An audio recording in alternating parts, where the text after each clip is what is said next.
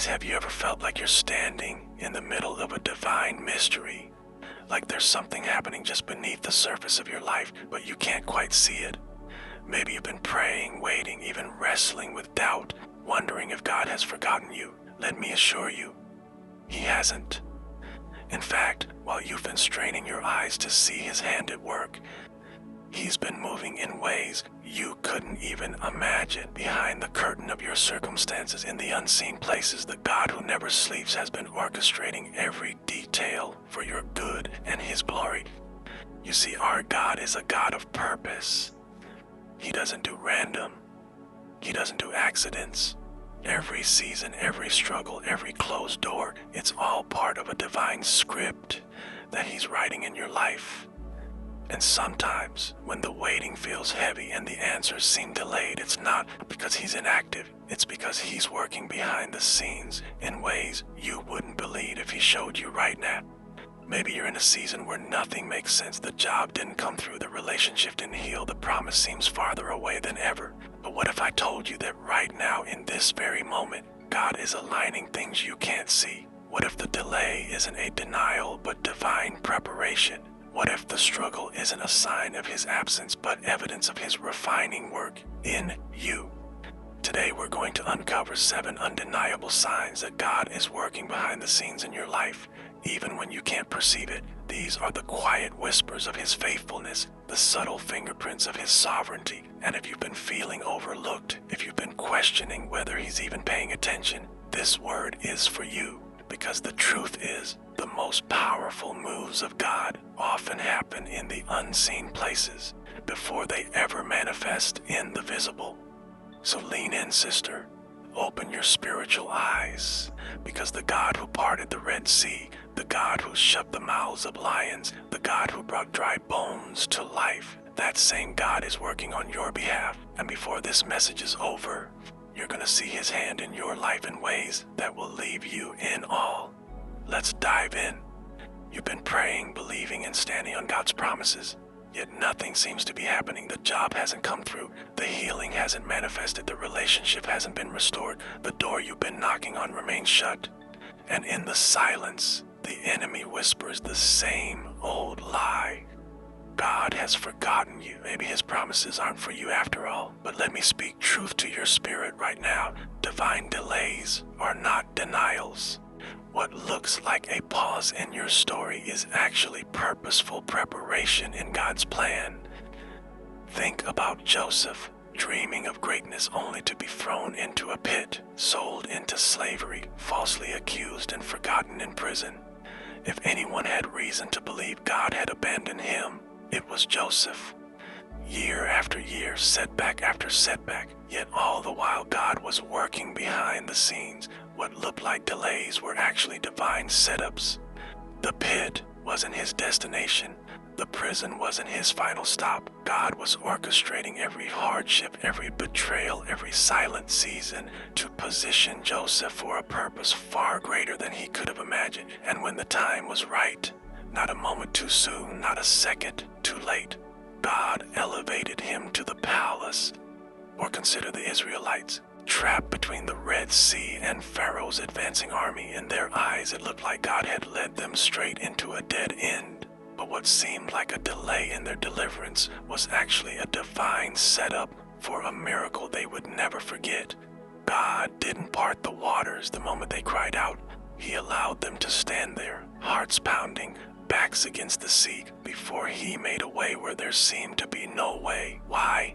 Because He wanted them and generations after them to know that His timing is perfect and His power is unmatched. Maybe you're in your own Red Sea moment right now. You've obeyed God, stepped out in faith, yet the breakthrough hasn't come. The bills are still stacking up. The diagnosis hasn't changed. The loneliness still lingers, and the enemy keeps taunting you. Where is your God now? But what if this delay isn't a sign of God's indifference, but evidence of His intentionality? What if He's allowing the pressure to build so that when He moves, there will be no doubt it was Him? See, we serve a God who is never early, never late, but always right on time. His delays are not about withholding from you. They're about preparing you. He's strengthening your faith, refining your character, and positioning you so that when the promise finally manifests, you'll be ready to steward it well. The waiting season isn't wasted time.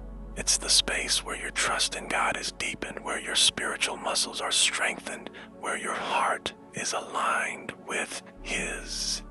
Think about a farmer planting a seed. He doesn't dig it up every day to check if it's growing. He waters it, tends to it, and trusts the process. Beneath the surface, in the unseen places, roots are spreading, strength is building, and when the time is right, the harvest comes. Not because the farmer forced it, but because the soil was prepared, the conditions were right, and the seed had gone through the necessary process of growth. That's what God is doing in your life right now. You may not see movement, but that doesn't mean nothing is happening. He's working in the hidden places, shifting things, aligning people, arranging circumstances, so that when your promise comes, it won't just bless you. It will glorify Him. The delay isn't a punishment, it's protection. It's God making sure you're ready for what He's about to do. So if you're in a season of waiting, don't despise the delay. Don't mistake God's silence for absence. He hasn't forgotten you. He hasn't changed His mind about you. He's simply working behind the scenes, setting the stage for a moment so divine, so perfectly timed, that when it arrives, you'll look back and realize every closed door, every unanswered prayer, every prolonged season was part of His magnificent plan.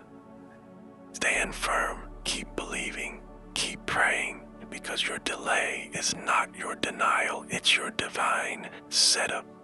You've been praying for that door to open, the job opportunity, the relationship, the financial breakthrough, only to watch it slam shut right before your eyes. The rejection stings, the disappointment weighs heavy, and in that moment it's easy to believe the enemy's whispers. You missed your chance. God is holding out on you, but what if I told you that closed door isn't a sign of God's rejection, but His divine protection? That what looks like a setback is actually His sovereign hand shielding you from what you can't yet see. Consider Ruth, a Moabite widow with nothing to her name, following her mother-in-law Naomi back to a land where she'd be considered an outsider. When she arrived in Bethlehem, she could have easily settled for the first opportunity that came her way just to survive, but God in His providence led her past dozens of fields, straight to the one belonging to Boaz. Blocked off. Why? Because God wasn't just providing sustenance, He was orchestrating a love story that would place her in the lineage of Christ Himself.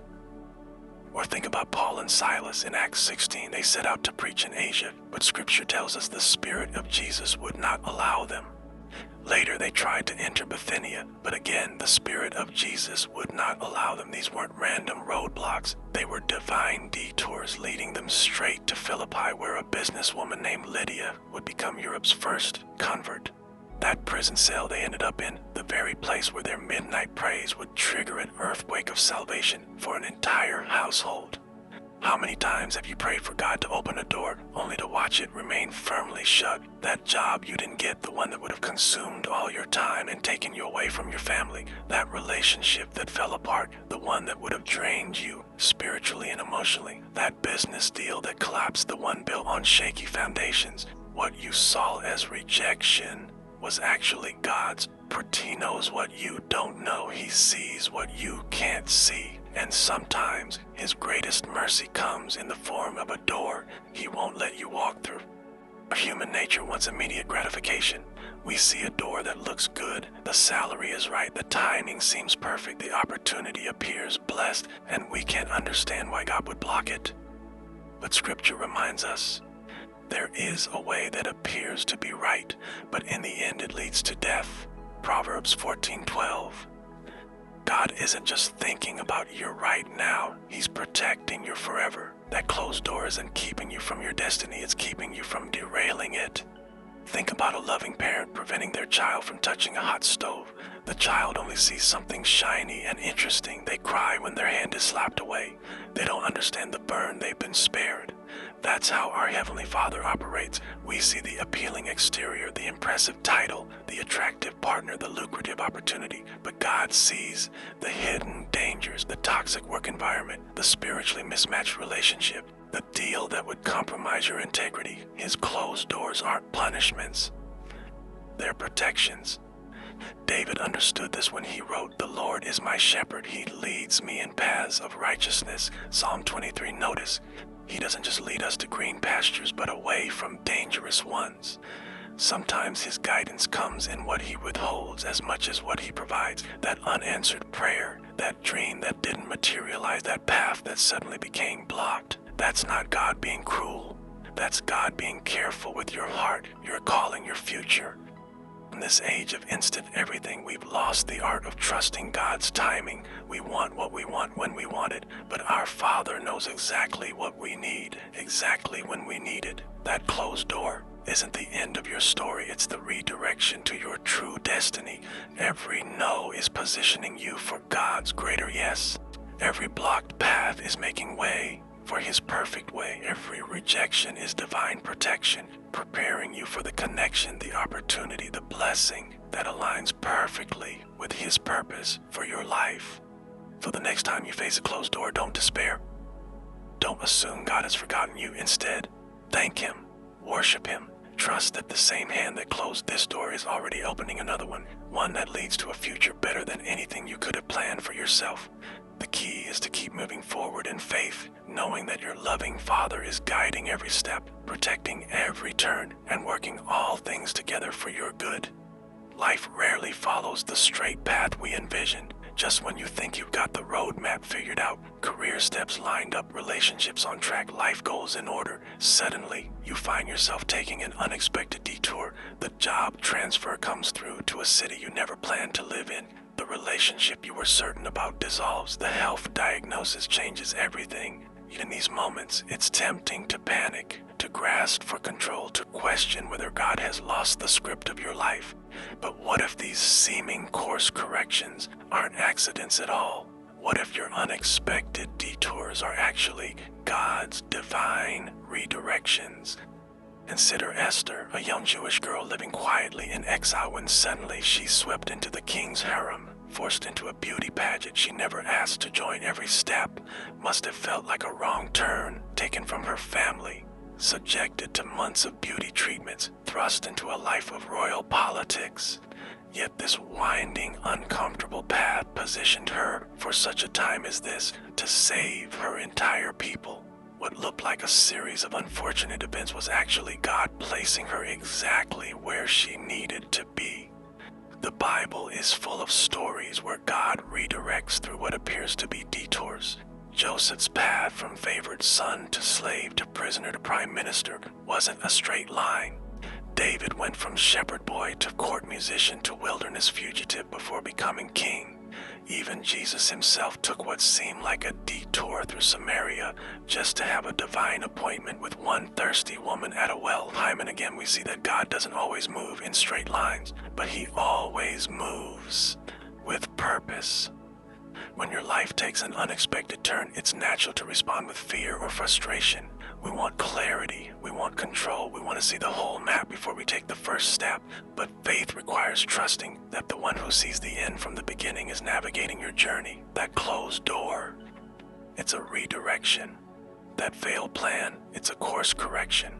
That unexpected change, it's not derailing your purpose, it's aligning you with it.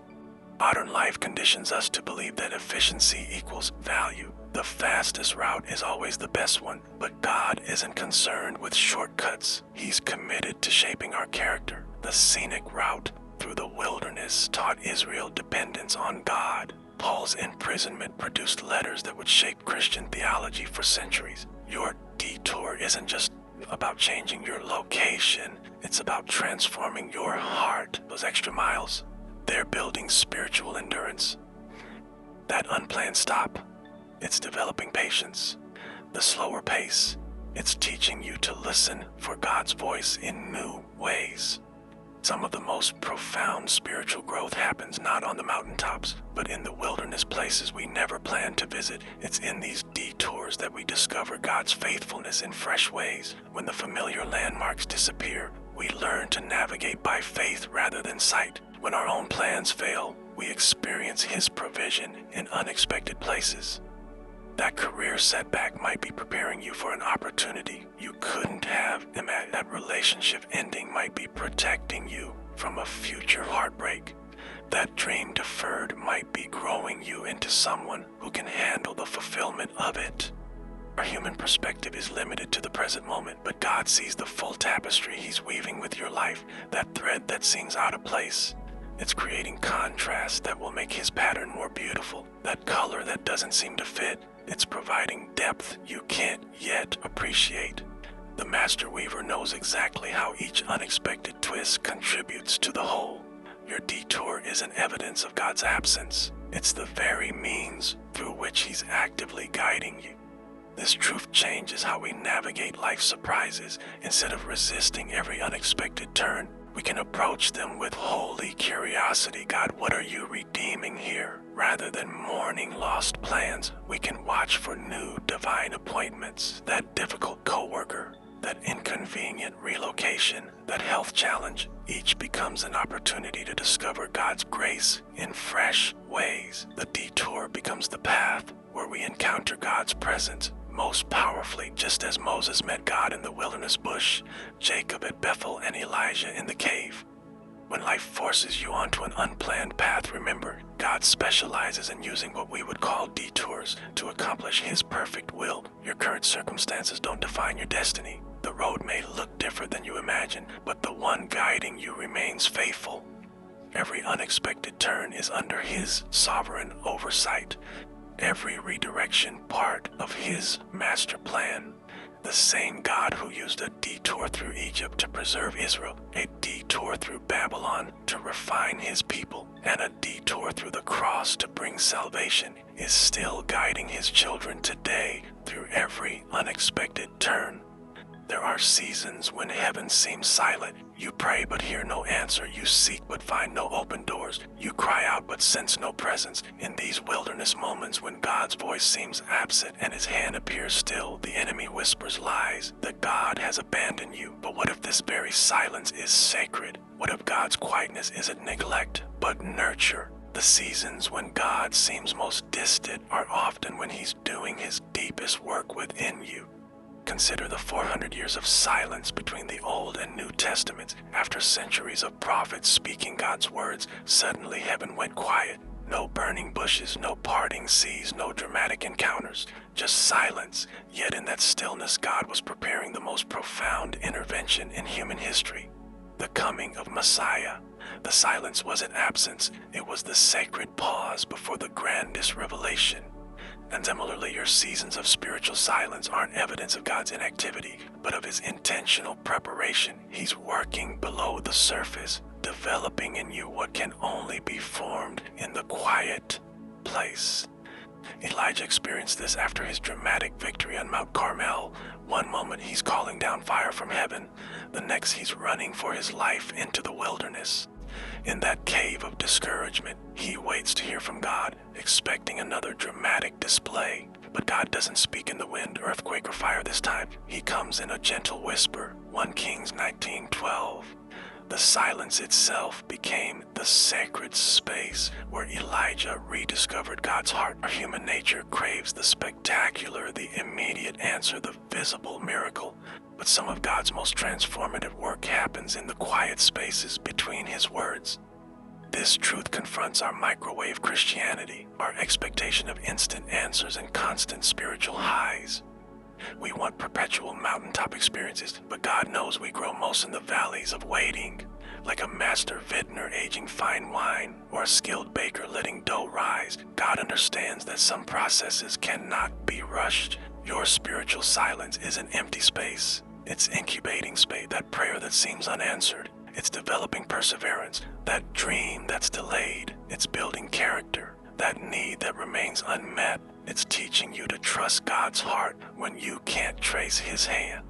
Modern culture conditions us to fear silence. We fill every moment with noise, podcasts, playlists, and perpetual connectivity. But God often does His most profound work in the quiet places we try so hard to avoid. Jesus modeled this, regularly withdrawing to lonely places to pray. Luke 5:16. In the noise of life, we struggle to hear God's whispers. But in the silence, our spiritual senses sharp, we begin to discern the subtle movements of the Spirit we previously missed in the hustle. That's why the enemy fights so hard to keep us distracted. He knows the power of sacred stillness. The paradox of God's silence is that it's often fullest when it seems most empty, like a winter tree that appears dead, but is actually gathering strength for spring. Your spiritually quiet seasons are periods of hidden growth. Roots go deeper when visible progress stops. David wrote many psalms from this place of silence. How long, Lord, will you forget me forever? Psalm 13:1. Yet these raw cries birthed some of Scripture's most profound revelations of God's character. Your wilderness season isn't wasting time, it's riding eternity into your soul. In our discomfort with silence, we often rush to fill it with new plans, fresh efforts, or alternative solutions, but sacred preparation requires patient abiding. Like a butterfly forming in the darkness of its cocoon or a seed germinating unseen beneath the soil, your most important transformations happen out of sight. The silences between musical notes create the song's rhythm. The spaces between brush strokes give a painting depth. Similarly, God uses life's quiet intervals to compose your unique kingdom melody. This perspective transforms how we experience spiritual dryness. Instead of panicking at God's silence, we can lean into it expectantly, knowing He's orchestrating something beyond our limited vision. That unanswered prayer isn't being ignored, it's being perfected. That closed door isn't rejection, it's redirection. That prolonged waiting isn't punishment, it's preparation for greater things than we've yet imagined. The same God who used 30 years of obscurity to prepare Jesus for 3 years of ministry understands the sacred value of hidden seasons. When heaven seems silent, remember, God's quietness isn't inactivity. It's the careful, deliberate work of a master artist perfecting his masterpiece. The teacher is always silent during the test. The surgeon is most focused when the patient can't see his work. The composer is most creative in the quiet before the music begins. Your season of silence isn't abandonment.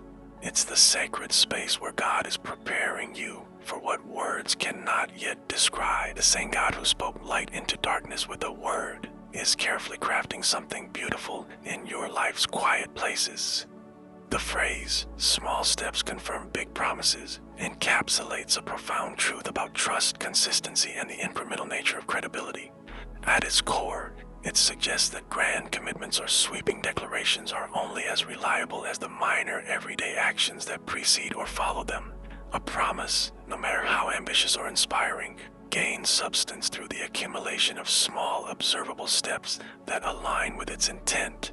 Without these tangible validations, even the most well-intentioned pledges risk being dismissed as empty rhetoric.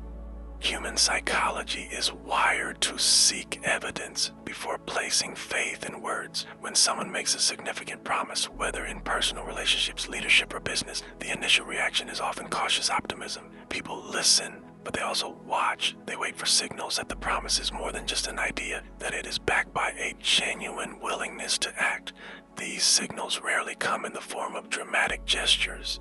Instead, they emerge through routines, seemingly insignificant behaviors that collectively form a pattern of reliability. For instance, a leader who promises transparency must demonstrate it not only in major announcements, but also in small, consistent acts of openness. Sharing updates, admitting mistakes, or inviting feedback. Without these minor confirmations, the larger promise feels hollow. In personal relationships, the principle operates with equal force. Consider a partner who vows to be more attentive. The promise itself may spark hope, but it is the daily acts. Listening without distraction, remembering small preferences, or making time despite a busy schedule that breathe life into it. Over time, these minor efforts accumulate into a narrative of trust. Conversely, the absence of such steps, or worse, contradictory actions like repeated forgetfulness or neglect, erodes belief in the original promise. The mismatch between words and deeds creates dissonance, leaving the other person to question the sincerity behind the commitment. The business world offers another compelling lens through which to view this idea.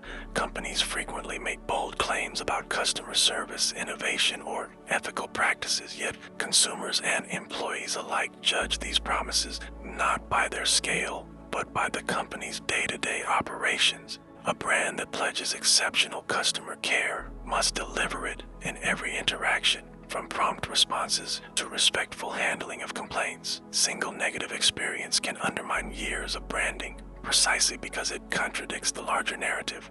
Similarly, an organization that champions sustainability must reflect that commitment in small but visible choices, reducing waste, opting for eco-friendly materials, or encouraging sustainable practices among employees. Without these consistent signals, the grand vision appears performative rather than authentic. The concept also applies to personal growth and self-improvement. An individual might set ambitious goals, learning a skill, adopting healthier habits, or achieving financial stability, yet the path to these milestones is paved with mundane, often tedious actions. The decision to practice daily, choose a salad over fast food, or save a small amount each week may seem trivial in isolation.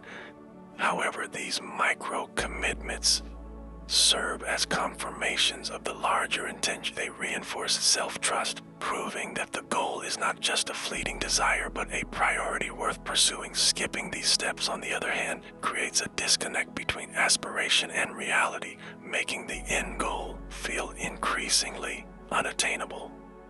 Societal and political spheres further illustrate the dynamic.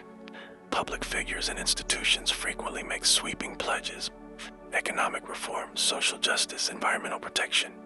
Yet, the public's trust hinges on observable progress, not just rhetoric. Policy adjustments, incremental legislative changes, or symbolic gestures often serve as the small steps that either validate or undermine the bigger promise. When actions align with words, credibility grows. When they don't, cynicism takes root. The erosion of trust in many modern institutions can be traced in part to a perceived lack of follow-through. Too many grand visions without the foundational steps to make them believable. The interplay between small steps and big promises also highlights the importance of patience. In an era of instant gratification, there's a tendency to expect immediate results from declarations. However, trust and credibility are built over time through repetition and consistency. A single act of kindness doesn't confirm a person's generosity, just as one successful project doesn't cement a company's reputation for excellence. It is the relentless commitment to aligning minor actions with major claims that eventually solidifies belief. Moreover, the absence of small steps doesn't just fail to confirm a promise, it actively negates it. Inconsistencies between words and actions are glaring, often more noticeable than the alignment itself. A politician who campaigns on integrity but engages in petty corruption, or a friend who speaks of loyalty but disappears in times of need, doesn't merely fail to live up to their word, they expose its emptiness. The human mind is adept at detecting such discrepancies, and once noticed, they cast doubt on every subsequent promise. The principle extends to organizational culture as well. A company's stated values, teamwork, respect, innovation, are meaningless if they aren't mirrored in the daily experiences of employees. A manager who preaches collaboration but rewards individual achievement, or a firm that claims to prioritize employee well-being while ignoring work-life balance, sends conflicting messages. Over time, employees stop believing in the stated values because the small, everyday realities tell a different story. In creative endeavors, the same logic applies. An artist's grand vision for a project is only realized through disciplined, incremental work, sketches, drafts, revisions. The masterpiece is the sum of these parts, and without them, the vision remains unrealized. Similarly, an entrepreneur's bold idea only gains traction through relentless execution, networking, prototyping, iterating. The big promise of a revolutionary product or service is validated by the grind of small, often unglamorous tasks. The relationship between small steps and big promises is ultimately one of proof. Words are abstract, actions are concrete. Promises speak of potential, steps demonstrate commitment. The latter doesn't just support the former, it makes it credible. Without this foundation, even the most inspiring visions remain suspect, vulnerable to skepticism and eventual dismissal. This dynamic also underscores the importance of mindfulness in both making and evaluating promises for the promise maker. It's a reminder that credibility is earned, not declared. For the promise receiver, it's a cue to look beyond the grandeur of the claim and assess the substance behind it. The most reliable promises are those accompanied by a trail of small, consistent actions, each one a silent but powerful affirmation of intent. In a world saturated with bold claims and lofty ideals, the quiet persistence of small steps often speaks louder than any declaration. They are the unassuming guardians of trust, the steady heartbeat of credibility. While big promises capture attention, it is the minor, repeated actions that secure belief. They transform aspiration into reality, rhetoric into truth. Spiritual warfare reveals divine favor by exposing the hidden dynamics between the natural and spiritual realms, showing how God's hand is at work even in the midst of intense struggle. When someone faces spiritual opposition, it is often a sign that they are walking in alignment with a divine purpose. The resistance encountered is not necessarily a sign of failure or abandonment, but rather an indication that a person is advancing in the spiritual realm. This idea is rooted in the understanding that darkness does not challenge what is not a threat. Therefore, when a person becomes a target of spiritual warfare, it often means that their presence, their calling, or their potential poses a significant threat to the kingdom of darkness. In this way, the conflict itself becomes a sign of divine favor. Throughout sacred texts and spiritual traditions, those who are greatly used by God often experience significant trials. The stories of figures like Job, David, Paul, and even Jesus himself reflect the pattern that those favored by God often endure great resistance. Job's trials were not because he was distant from God, but precisely because he was righteous and favored. Satan sought permission to test him, not because Job was weak, but because he was strong in faith. This narrative unveils a deeper truth. Divine favor can attract spiritual battles. The more an individual carries divine light or purpose, the more likely they are to be confronted by opposition. But in that opposition, God often demonstrates his favor through protection, strength, revelation, and ultimately, spiritual warfare can reveal divine favor by refining character. Trials often bring out what is hidden in the heart, allowing individuals to confront their weaknesses and grow in strength. God allows these battles not to destroy, but to build. Through them, one learns endurance, patience, humility, and dependence on divine guidance. These traits are marks of spiritual maturity and favor. Just as gold is refined through fire, so the soul is refined through struggle. Each battle fought and overcome becomes a testimony to the favor of God working within a person's life, shaping them into someone who can carry greater responsibility, revelation, and authority. Another way divine favor is revealed in spiritual warfare is through supernatural provision and intervention. In the moments when natural solutions fail and the odds seem insurmountable, divine assistance often arrives in unexpected forms. Angels, dreams, prophetic words, and sudden breakthroughs often appear at the height of spiritual tension. These moments are not random. They are signs that heaven is invested in the outcome. When God intervenes in the middle of a storm, it becomes clear that the individual is not alone and that they are under the covering of divine favor. These interventions can shift entire situations, opening doors that were tightly shut and silencing voices of opposition.